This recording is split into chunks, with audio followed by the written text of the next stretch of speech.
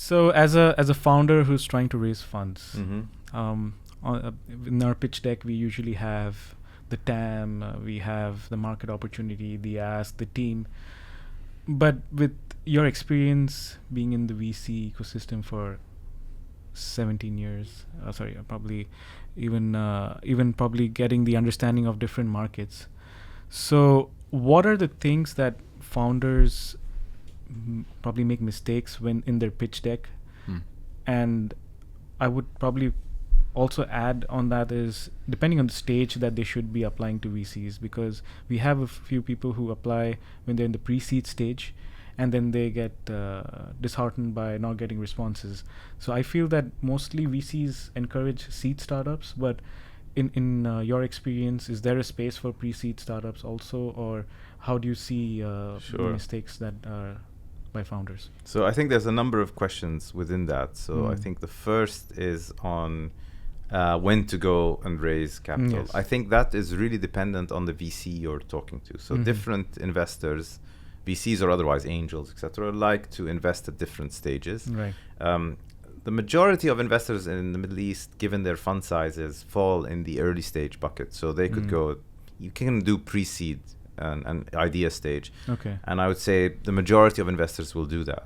Really? But they'll do it on a very selective basis. The earlier you go, the more selective it is, because there's less to actually look into, less to DD, less to kind of think about. But it's really investing in purely the person who, if you know that person or that person comes very highly recommended, then, or that team comes highly recommended, then you're able to take kind of that bet. So I would say go early, go very, very early. Talk to people. I mean, you don't have to pitch. You can just have a conversation. And VCs, if, again, it's solicited and comes through a good kind of reference check, then I think, or a good intro, then I think it's absolutely easy to go early and have a conversation. You don't have to pitch per se. You can say, look, I'm thinking of building this. What do you think? What's your view on this? And then that's a quick elimination of the VCs that you want to deal with or not deal with, because someone might say, you know what, this segment I don't really like, but you know, best of luck to you. And that's fair. And then when you come to pitch, you've kind of narrowed down a little bit your area of interest. And on the flip side of that, someone might go like, I absolutely love this. I'm ready to write you a check right now. And that could happen. That could happen. So those are kind of the extreme ends of the spectrum. So you want to make sure that you can do quick elimination of the negative side of the spectrum, but then latch onto the positive side of the spectrum just by a conversation pre-pitch deck. This is what I'm thinking of doing, especially if you're super, super early. The second thing, I think the second question is really around pitch deck mistakes. Yes. I think the first problem with pitch decks is that founders fixate on pitch decks. So I think like the pitch deck matters to a point, but I think the narrative being told in the meeting is much more important. And the narrative should absolutely match the pitch deck. And one of the biggest issues I see in the way people present and as reflected in the pitch deck themselves is, you know, you'll go like 20 slides without, you know, explaining like how amazing the product is without explaining what the problem is, or spending kind of 30 minutes talking about an industry without explaining what is the issue you want to tackle. So I think this, you know, there's something really fundamental about being punchy in and explaining your proposition, starting with, this is who I am, and this is the problem I'm looking to solve, whatever that problem is, in like concisely, like, you know, very, very sharply. This is how I'm going to solve it, and this is why I'm best placed to solve it, and this is the size of it if I solve it. If you can do that in like 5 minutes, 10 minutes, I mean, that's an effective meeting, and that's an effective narrative and an effective pitch deck. So I think really go down to articulating the absolute fundamentals, and then you go from there, I think, talking about the details of the market structure, how you got to the TAM, thinking about the revenue model and why it would work. And how the founder profiles actually feed into it, and the team that you've recruited, and your projections, and the intricacies of the product. You know, you want... all of that flows from there, but the principal core thing is, what is the problem? How is it being solved? Why solving it is lucrative?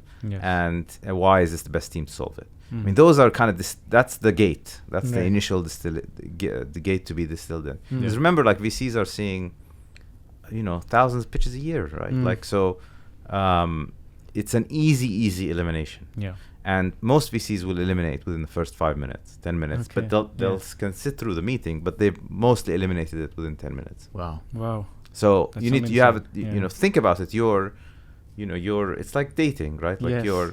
you make an impression. you make an impression within 10-15 minutes.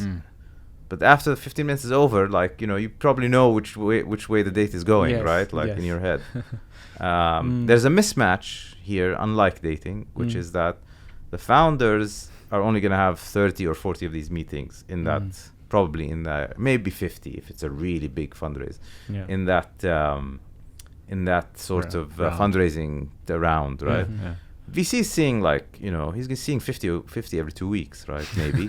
So it's just total imbalance, Yes. right? Like, and sometimes VCs, you know, can be quite dismissive because they're just like, you know, going, and that's, you know, on us. Sometimes we need to figure out how to do that better. Isn't that similar to the dating scene? Like, ladies have a lot of options, whereas men Yeah. sometimes Yeah. don't have as much. That's a nice way of saying it. I was gonna say it's like when you have in a dating market, like a high value, one of the two people is kind of more high value and Yeah. has more options, which Yes. tends to be more women, Yeah. right? Versus the other that's slightly less value, less Yeah. perceived lower Perceived value. Sure. yeah, Yeah. status or value, whatever. So I think there's a bit of that going on. Yeah. So, but it's a good analogy. I think the But dating market's a good analogy. Sometimes, and you can see this visualized on shows like Shark Tank, the startup comes on and they sort of embody this like high value quality about them, and they're Yeah. able to command that room Exactly, and command those yeah. like high investment values for less equity. It's Like, what's your take on that? Like, is there anything that they're doing that others are missing out on in those situations? So Shark Tank, I'm not a fan of the. I mean, I don't mind it. I can. It's a lot, but it does distill some of the dynamics, though, in a somewhat caricaturish and Yeah. way for television, obviously for entertainment. Yeah, So sure. I get why it's done like that, but the, you know, broad dynamics, kinda right. To your point on like commanding the room, I think it's, you know, some people have, like anything, whether you're a startup founder, politician, or salesman, or whatever your job is, CEO, corporate CEO, your corporate executive rather. I mean, inbuilt charisma and leadership is not easy, right? And it's somewhat ingrained. Innate, You yeah. can learn it, parts of it, and you can, you know, I don't want to say fake it, but you can develop it to some Yes. degree. Sure. Yes. But there is a natural level of having it inbuilt that some people can just, like you say, command the room. And it's an incredible balance of, when you think about what does it mean to command a room and inspire the people you're telling the narrative to. So it's being punchy in your narrative, being concise, being clear, Right. being able to articulate your point in a way that is empathetic to those across, so they understand where you're coming from. Yeah. But also,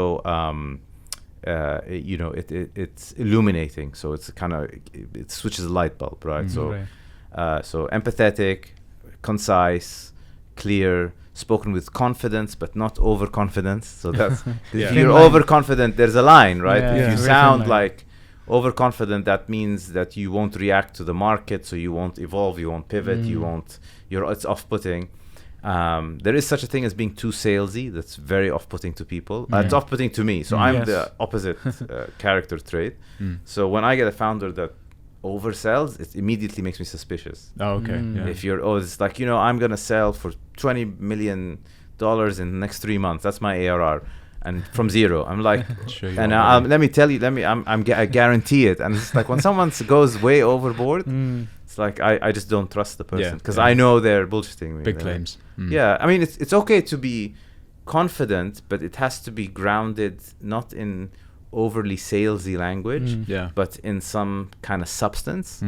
And you want to see confidence in vision, not in tactical stuff. In like, or you can overpromise on the macro, on the high level, but if you overpromise on small tactical stuff that you just know is not going to happen, and you just say it in a very salesy way, it's quite off-putting. So if you can distill all of these things, then you command the room with a natural charisma, a natural confidence, then you can do that.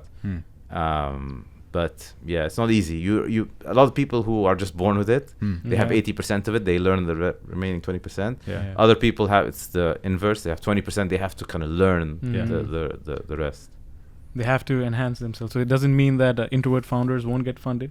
It's just that they'll need to work on themselves, and I'm sure the doors will open. Another thing that I think is undervalued is just being genuine, like being real about like what you're worried about, you're not worried about. Yeah. That's kind of the flip side of the over salesman, like the used car salesman, right? Which is off-putting. It's someone who says, can deliver this, but I'm concerned about this. But I'm pretty confident we'll mitigate it in 1, 2, 3, 4. So that shows a maturity in thinking. And it's not just about style, it's also substance, because you want to reflect someone who's thoughtful in their thinking, seeing different angles. And that's what we're kind of looking for as investors. But it's also intuitive. Anyone will feel better when someone is relaying it in that way. Well, look, that's about all the time we have for the episode. But if you could leave our viewers with any small nugget of knowledge, apart from all of the really valuable insights you've had so far, what might that be?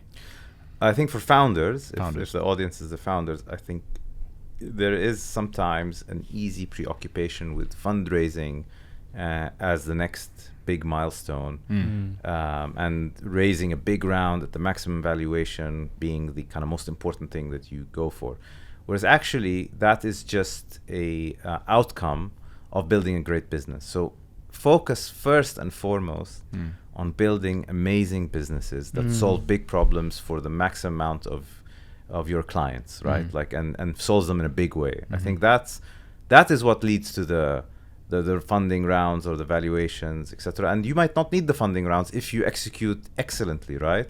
So like one of the best companies I ever did as a small gaming business, but exited for over 100x. That raised one time, tiny amount of money, $1 million, and exited for 100 times. And that's because the founders were not interested in chasing necessarily the next big funding round, next big valuation. They want to build a great company.